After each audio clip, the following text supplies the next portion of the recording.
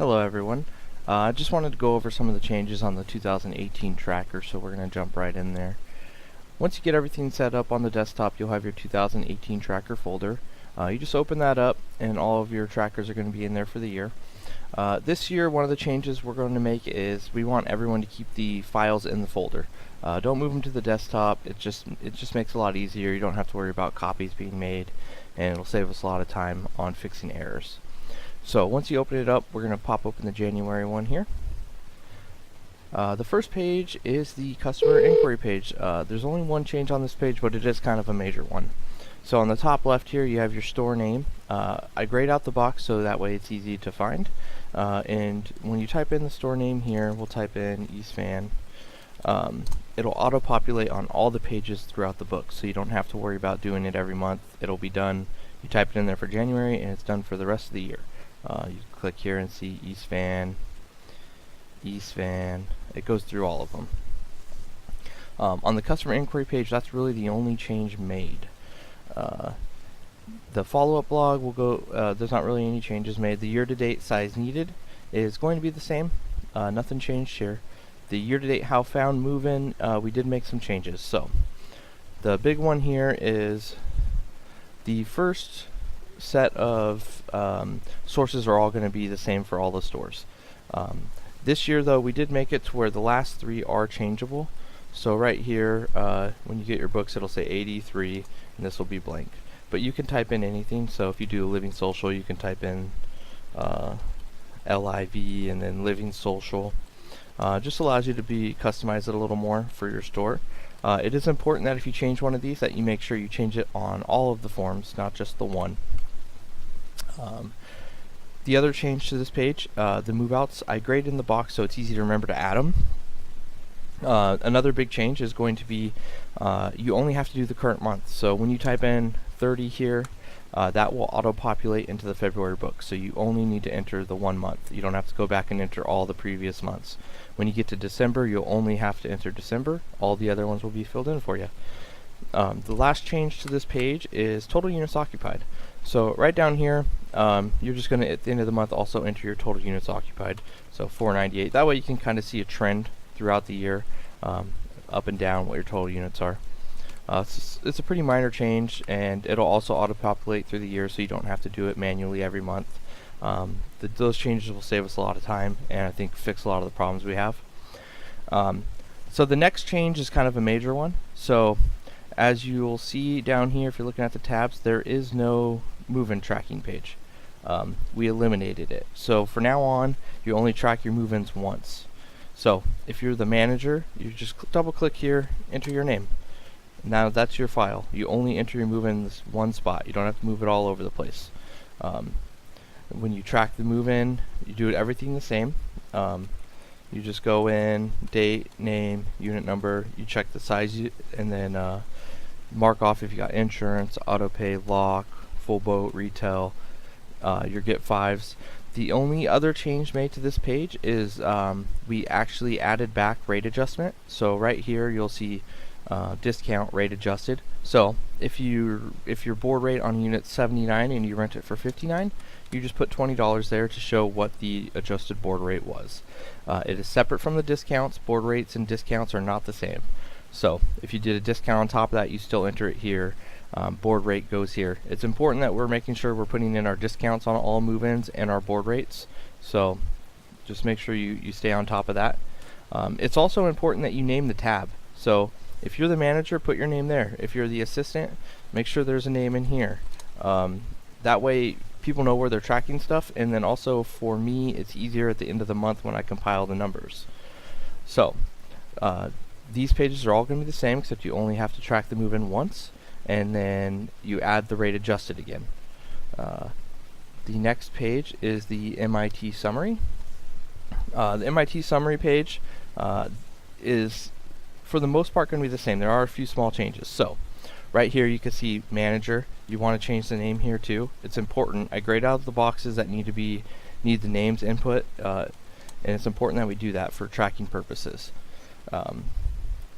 As you can see, most of this stuff is all going to be the same. I fixed some formulas and formatting issues. Your admin fee percentage, insurance, there are two changes on this page that are important. So right here, inquiries rented and initials. So whenever you track a inquiry, you put your initials there. So it's important on the MIT summary that you enter the same initials here. What this does is it shows how many inquiries you took and then how many units you rented.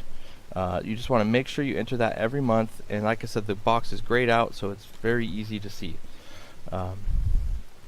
The other change is since we added the rate adjusted, we're going to put that here too. So it'll track your rate just like it tracks your discounts. And that's why it's important to make sure you're putting the rate adjustments and discounts in there. Okay, so on the KPI page, you'll see quite a few changes. We'll just start at the top and work our way down. So move-ins ending month to date is going to auto-populate. The reason we do this is so that way you know the book's correct. If this number is not matching up with your move-ins, then there's a problem in the book, and it helps you find it to fix it.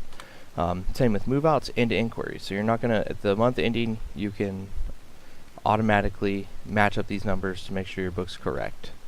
The next major change is total storage units. So this is an add-in. Every month you need to enter your total storage units for your facility. So if you have 588 units, you're just going to enter 588 there all the way across. This just makes it to where everyone doesn't have to have individual books, and it makes it a lot easier to operate. So for now on, you will be responsible for entering your total storage units. We took out the insurance auto-populate, so for now on you can just enter the insurance the way that you're supposed to. And then the total amounts, credits, discounts, this auto-populates because this is for your month. So this is going to pull from your MIT summary. This is the number we want to see, how many discounts you gave this month, not your total overall discounts. It pulls from your MIT summary, so that's why you need to make sure you enter your discounts on your move-ins. We did get rid of all of the notes here, so you can see there used to be little notes here, but a lot of them were not correct. What we added was a little table below that shows if you use Domico cash accounting, Domico accrual, storage, or storage accrual. So you can kind of go down here and just cross-match if you need to know where to get something, you can just go here, go to your program, and it tells you where to get that information from. The next form, the comp survey. So this one changed a little bit. For the most part, it's pretty similar. I just try to make it a little simpler. So on the left here where you enter your competitor's name, once you enter the competitor, it'll auto-populate throughout the whole year. So you don't have to re-enter this information on every book. It'll automatically update. Over here, we just put two sizes, GO, CC. There's a promotion spot because I know a lot of times people run different promotions for different sizes, just like we do. And then you have your notes here, so you can put a note about the facility if you would like. If you have any questions about this page, you can reach out to your DM or you can reach out to me. We can go over it, but it really operates the same way. It's just a little bit more simple, less boxes to enter. The bonus calculator here, on the January one, you just enter your budget for the year. So you'll enter January budget, February, March, April, May, June, July, all the way through, and it'll auto-populate through all the books, so you don't have to do it every month. And then as you go through, you can type in here and see, how far you are off from your budget. You can see what your overage is and then what your payout's going to be, so you can get an idea of your bonus. Once again, if you have any questions on this, you can reach out to the DM or reach out to me. We can cover it a little more detailed. And then this is the accrual calculator. This is for West Coast stores that are on the accrual system so that they can track their income as well as their bonus. And this one's a little more complicated. We'll probably do a separate form on it, or a separate video on how to fill this out. But in the meantime, if you have any questions, of course you can reach out to your DM or me.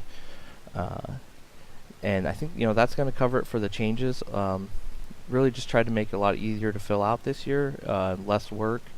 If you have any questions, you can always reach me through my email, gschneider@wcsselfstorage.com, or at my store. The phone number there is 503-234-1400.